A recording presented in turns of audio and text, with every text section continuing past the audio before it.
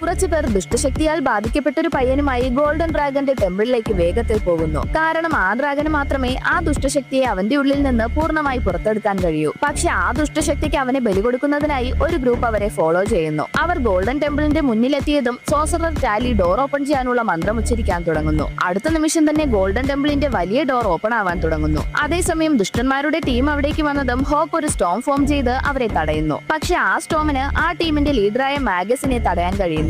അവൻ വളരെ ഈസിയായി അത് കടന്നു വന്ന് ഐസിക്കിൾസ് വെച്ച് അവരെ അറ്റാക്ക് ചെയ്യാൻ തുടങ്ങുന്നു. അപ്പോൾ ബാക്കി എല്ലാവരും അത് തടഞ്ഞെങ്കിലും ഡോർ ഓപ്പൺ ചെയ്യുകയായിരുന്ന ടാലി അത് കാണുന്നില്ല. ഭാഗ്യത്തിന് അവർ കൊണ്ടുവന്ന ആ പയ്യൻ ഐസ് ബ്ലോക്ക് ചെയ്ത് അവളെ രക്ഷിക്കുന്നു. ഉടനെ ടാലി മോറയോട് അവനെ വേഗം ടെമ്പിളിനകത്തേക്ക് കൊണ്ടുപോകാൻ പറയുന്നു. അതിനുശേഷം അവളും ബാക്കിയുണ്ടായിരുന്ന രണ്ടുപേരും ചേർന്ന് ദുഷ്ടന്മാരുടെ ടീമുമായി ഫൈറ്റ് ചെയ്യാൻ തുടങ്ങുന്നു. അതേസമയം മോറ അവനെയും കൊണ്ട് അകത്തേക്ക് വന്നതും ഇരുട്ടിൽ നിന്ന് ഗോൾഡൻ ഡ്രാഗൺ പുറത്തേക്ക് വരുന്നു. നോക്കുമ്പോൾ ആ പയ്യനെ കണ്ടപ്പോൾ തന്നെ അവന്റെ ഉള്ളിൽ ഒരു ദുഷ്ടശക്തി ഉള്ളത് ആ ഡ്രാഗൺ കണ്ടുപിടിക്കുന്നു. ആ